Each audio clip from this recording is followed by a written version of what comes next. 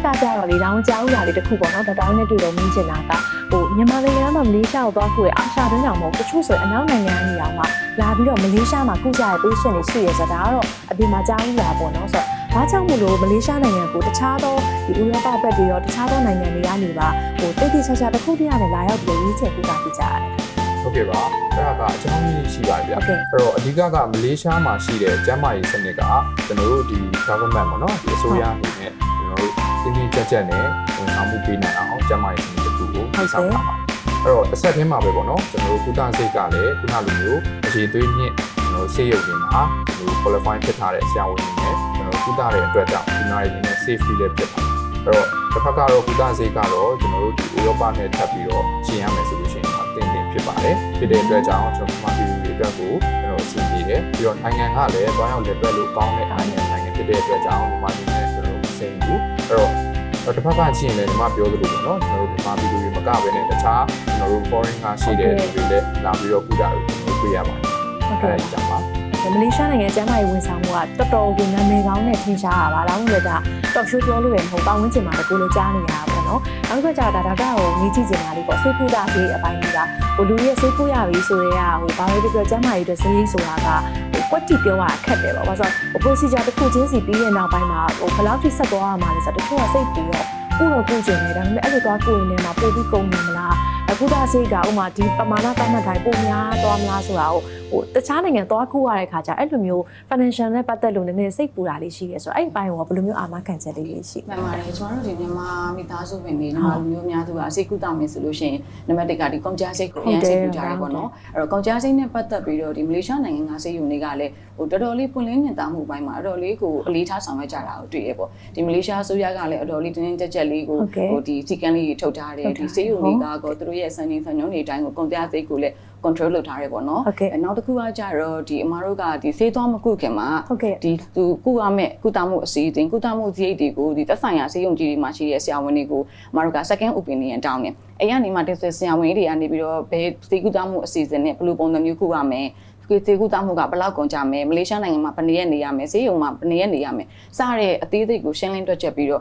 ့ဒီကုန်ကျစရိတ်ကိုဆေးကုသမှုကိုပေါ့ပွင့်လင်းမြင်သာမှုရှိအောင်ကိုသူတို့ကအသေးစိတ်ကိုလိုက်ပါဆောင်ရွက်ပေးထားတယ်ပေါ့ဒါကြောင့်မို့လို့ဒီအမားတို့ရဲ့ဒီမြန်မာပြည်ကမိသားစုဝင်တွေစိတ်ကူတာပဲဖြစ်ဖြစ်ကုန်ကြစိတ်နဲ့ပတ်သက်တာပဲဖြစ်ဖြစ်လုံးဝကိုစိတ်ကူကြမရှိဘဲနဲ့ကိုစိတ်အေးချမ်းသွားတဲ့ကိုကုသမှုကိုကုသနိုင်မှာပဲဖြစ်ပါတယ်ဟုတ်ကဲ့ပါဒါ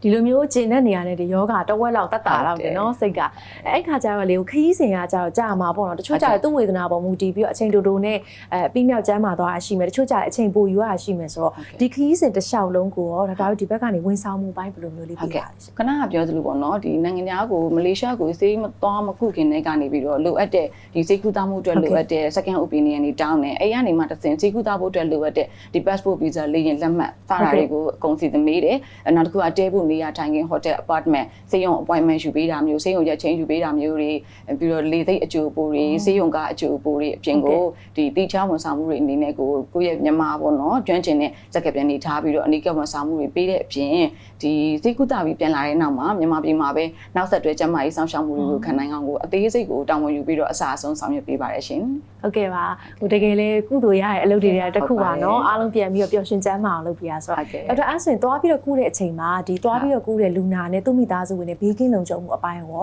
ယ်လိုလေးအစီအစဉ်ပေးလဲဟုတ်ကဲ့ဘေးကင်းလုံခြုံမှုအပိုင်းကတော့ခဏရှင်းပြထားသလိုပေါ့နော်ဒီမလေးရှားကျန်းမာရေးဝန်ကြီးဌာနကလည်းစီမင်းစည်းကမ်းတွေတင်ကြထားတယ်ဒီမလေးရှားနိုင်ငံရဲ့စေယုံကြီးတွေကလည်းကမ္ဘာအဆင့်တန်းပြီးဒီစံချိန်စံညွှန်းတွေနဲ့ကိုကုသပေးနေတယ်နောက်တစ်ချက်ကကြတော့ဆေးရုံမှာရှိတဲ့ဒီဆရာဝန်တွေတက်ကျွမ်းတဲ့ဝါရင်ကျွမ်းကျင်ဆရာဝန်တွေတမားတော်တွေကျန်းမာရေးဝန်ထမ်းတွေရောဒီဆေးရုံရဲ့ကျင့်ဝတ်တွေလှုပ်ရိုးလှုပ်စင်တွေလုံနည်းတွေအတိုင်းကိုဒီလူနာတွေအတွက်ကိုဦးစားပေးပြီးတော့ safety အတွက်ကိုဒီ top priority အနေနဲ့ကိုဦးစားပေးဆောင်ရွက်နေတာဖြစ်တဲ့အတွက်ကြောင့်ကုသမှုပိုင်းမှာကောစိတ်အေးချမ်းသာတောင်းတဲ့ကိုပေါ့ဒီလူနာရဲ့ safety အတွက်ကိုဦးစားပေးပြီးတော့ကုသပေးနေပါတယ်ဟုတ်ကဲ့ပါတကယ်ပြည့်စုံတဲ့ information တွေဖြစ်ပါတယ်ဒါသွားပြီးတော့စိတ်ကုသမှုခံယူခြင်းတဲ့သူတွေအတွက်ပေါ့နော်နောက်ထပ်တစ်ခုကကြတော့ဒေါက်တာကိုမေးချင်တာကြတော့ဒီမှာတောက်ရှို့ကြည့်နေရင်လည်းမလေးရှားကိုသွားခုတော့မယ်ဆိုပြီးဆုံးဖြတ်ချက်ချရတဲ့သူတွေရှ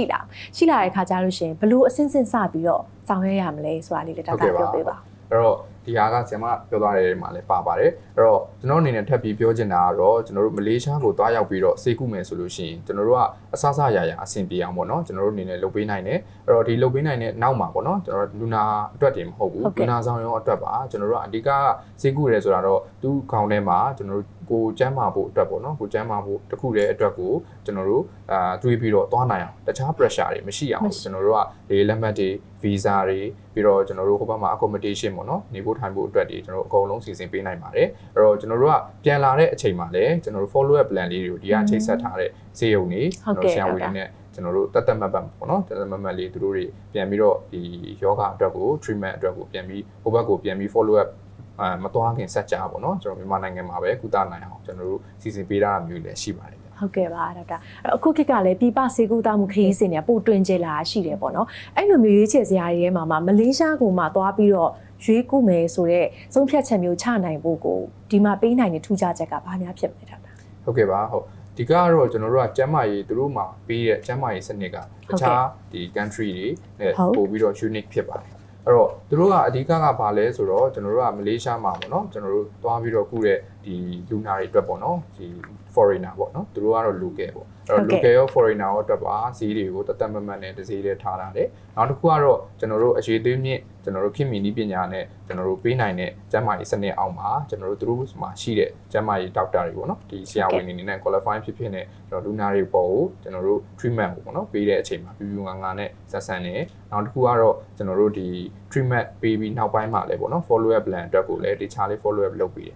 ဒါတွေကတော့ကျွန်တော်မြင်မှာဒီ unique ဖြစ်တဲ့အချက်လေးဖြစ်ပါတယ်ဟုတ်ကဲ့ပါအဲ့အခုဆိုလို့ရှိရင်ဒါဒီ talk show လေးပြောနေတဲ့အချိန်မှာပဲကြည်နေတဲ့သူတွေထဲမှာလည်းမလေးရှားနိုင်ငံနဲ့ပတ်သက်ပြီးပို့ပြီးတော့ခုနကပြောယုံကြည်စိတ်ချရတယ်ဆိုတဲ့အရာပေါ့နော်လူထွေးမှုရှိရဆိုတဲ့အရာစိတ်ချရတယ်ဘေးကင်းတယ်လုံခြုံတယ်ဆိုတဲ့ခံစားချက်လေးရပါတယ်အဲ့ဒီ season ကနေတစ်ဆက်ဒါဒေါက်တာတို့ရောနောက်ပြီး teacher တို့ရောအမှတ်တရစကားလေးရှိရင်လည်းပြောပြပေးပါ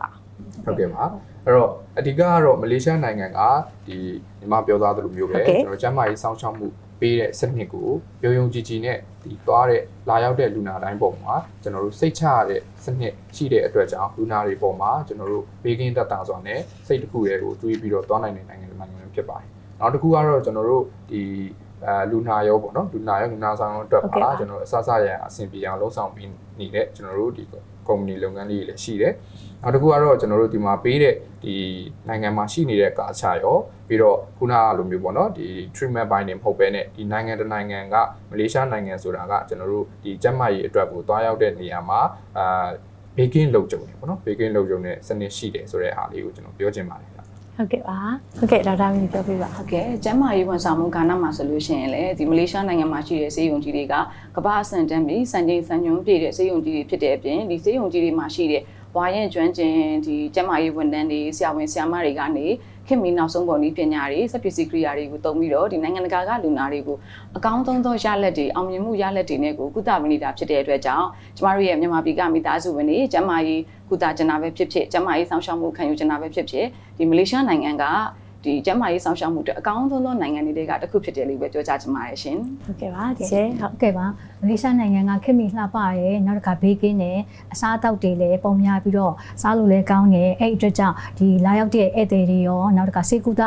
ပူလာတဲ့လူတွေအတွက်ကိုသွားတဲ့နေရာလေးလို့အကြံပြုပြရစီရှင်ဟုတ်ကဲ့ပါကျေးဇူးများတင်ပါတယ်ဒီချယ်ရောဒေါက်တာတို့ရောအဲ့တော့ကိုယ်တိုင်လည်းဒါမရောက်ဘူးသေးတဲ့သူအနေနဲ့ပေါ့နော်ဒီလိုမျိုးကြားလိုက်ရတာနဲ့တင်တကယ်ကိုစိတ်ထဲမှာဟိုယုံကြည်စိတ်ချပြီးတော့မလေးရှားနိုင်ငံကသွားလေလို့ရောကောင်းတယ်နောက်ပြီးတော့ဆေးလေးသွားခုမယ်ဆိုလဲစိတ်ချရတယ်ဆိုတဲ့ခံစားချက်မျိုးရပါတယ်အဲ့ဒီနေ့မှာကြည့်ရှုနေတဲ့ပရိသတ်တွေအတွက်ကိုလည်းပဲဒါဆရာတို့နဲ့ဒေါက်တာတို့နဲ့ဆွေးနွေးပေးခဲ့တဲ့အပိုင်းတွေကတကယ်အကျိုးရှိမယ်ထင်ပါတယ်အဲ့တော့လောင်းခဏပြောသလိုပဲမလေးရှားနိုင်ငံကိုသွားရောက်ပြီးတော့လဲပတ်ဖို့အတွက်ပဲဖြစ်ဖြစ်စိတ်ကူးသားဖို့အတွက်ပဲဖြစ်ဖြစ်ယုံကြည်စိတ်ချရတယ်ဆိုတဲ့အပိုင်းကိုဒီနေ့တင်ဆက်ပေးသွားတာဆိုတော့နောက်လာမယ့်တစ်ပတ်ရဲ့စနေနေ့ဒီလိုအချိန်မှာလည်းပဲမလေးရှားနိုင်ငံနဲ့ပတ်သက်ပြီးတော့ပို့ပြီးတော့စိတ်ဝင်စားစရာကောင်းတဲ့အချက်လက်တွေကိုပြန်လည်ပြီးတော့ဒါမျှဝေပြီးတော့ဆွေးနွေးသွားမှာဖြစ်တဲ့အတွက်စောင့်မျှော်ပြီးတော့ကြည့်ရှုဖို့အတွက်ဖိတ်ခေါ်ချင်ပါတယ်ဒီနေ့တော့အစီအစဉ်ကနေဒီလောက်နဲ့ပဲနှုတ်ဆက်ချင်ပါတယ်ရှင်ပရိသတ်တွေအားလုံးပဲကျန်းမာပြီးတော့ပျော်ရွှင်ကြပါစေ